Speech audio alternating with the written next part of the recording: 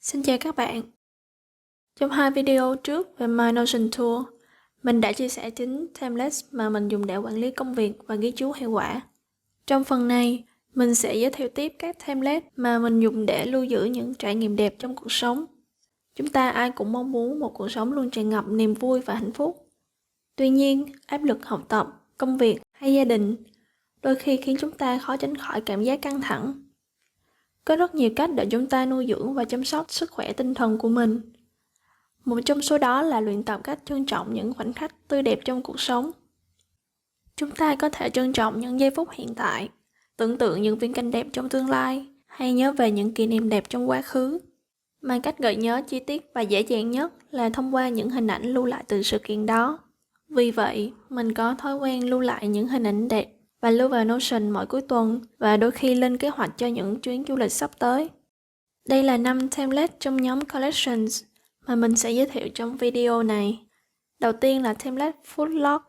Mình thích các món ăn ngon nên việc xem lại các hình ảnh giúp mình gợi nhớ lại hương vị của món ăn, cũng như những kỷ niệm đẹp với bạn bè trong buổi ăn đó.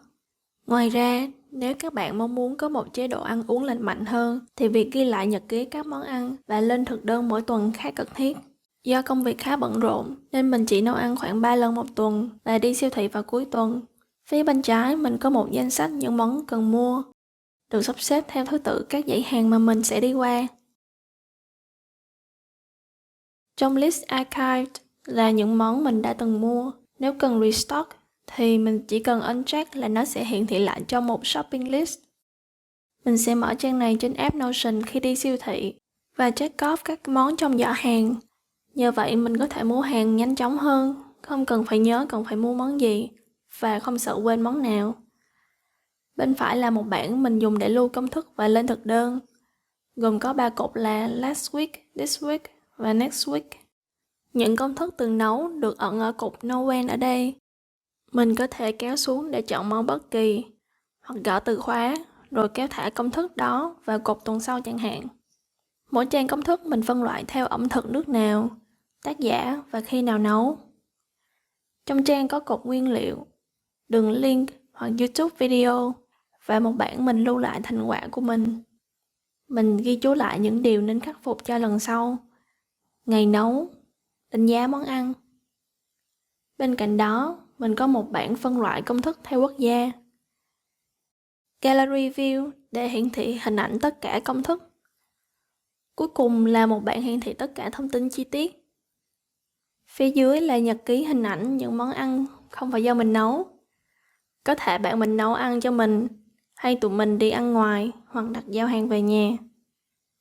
Các bạn có thể thấy mỗi hình ảnh mình có ghi chú ngày và tên quán. Ở đầu trang mình có một template button. Chỉ cần click vào nó sẽ hiện ra một tab Today và khoảng trống để mình chèn hình ảnh vào.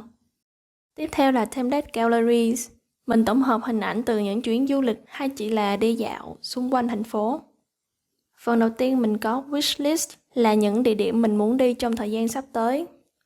Tiếp theo là những chuyến du lịch mình đã đi trên nước Úc. Phía dưới là những hình ảnh xung quanh khuôn viên trường và những tấm mình chụp ở nhà. Mình đang ở chung cư, tầng khá cao, hướng Tây và nhìn ra núi, nên đôi khi có những cảnh hoàng hôn khá đẹp. Mình mở thử một trang nhé. Tương tự, mình cũng có một nút Add a new photo ở đầu trang. Mình có thể chia cột để sắp xếp ảnh theo ý thích. Nếu bạn muốn tìm hiểu cách chia cột thì hãy xem video hướng dẫn ở đường link phía trên nhé. Tiếp theo là template Travel Planner. Mình dùng để làm kế hoạch cho các chuyến du lịch dài ngày. Cũng do dịch mà 2 năm rồi mình chưa có cơ hội trở về Việt Nam, nhưng mình hy vọng cuối năm nay mình có thể về được. Mình có một widget đếm ngược ngày mình dự kiến bay. Bên phải là những thành phố mình sẽ đi. Phía dưới là thông tin về những địa điểm du lịch, khách sạn, quán ăn vân vân. Còn có bản đồ, danh sách mua quà và đóng gói hành lý. Mình vẫn đang trong quá trình xây dựng template này. Sau khi hoàn thành mình sẽ giới thiệu kỹ hơn nhé. Template tiếp theo là Playlist. Mình lưu những hành động xinh xinh vào đây. Ở trong trang là các video nhạc mình hay mở khi muốn tập trung làm việc. Cuối cùng là template Beauty Products, nơi mình lưu thông tin những sản phẩm skincare. Trong Routines View thì mình sắp xếp các sản phẩm theo các bước dưỡng da buổi sáng, buổi tối hay mỗi tuần một lần vân vân. Gallery sẽ hiển thị tất cả sản phẩm theo 3 nhóm, Using in stock và archived. Bảng Show On sẽ hiển thị chi tiết tất cả sản phẩm. Trong Currently Using, mình có danh sách những sản phẩm mình đang sử dụng. Dựa theo giá tiền và số ngày sử dụng, mình có thể ước tính mình chi bao nhiêu tiền mỗi ngày cho 24 sản phẩm này. Hy vọng từ video này, bạn sẽ có thêm ý tưởng để lưu giữ những trải nghiệm đẹp của bản thân. Nếu bạn thích template nào, bạn có thể lấy một số template từ đường link trong phần description, hoặc các bạn có thể bấm nút theo dõi kênh. Mình sẽ làm video hướng dẫn trong thời gian tới. Cảm ơn các bạn đã quan tâm và theo dõi.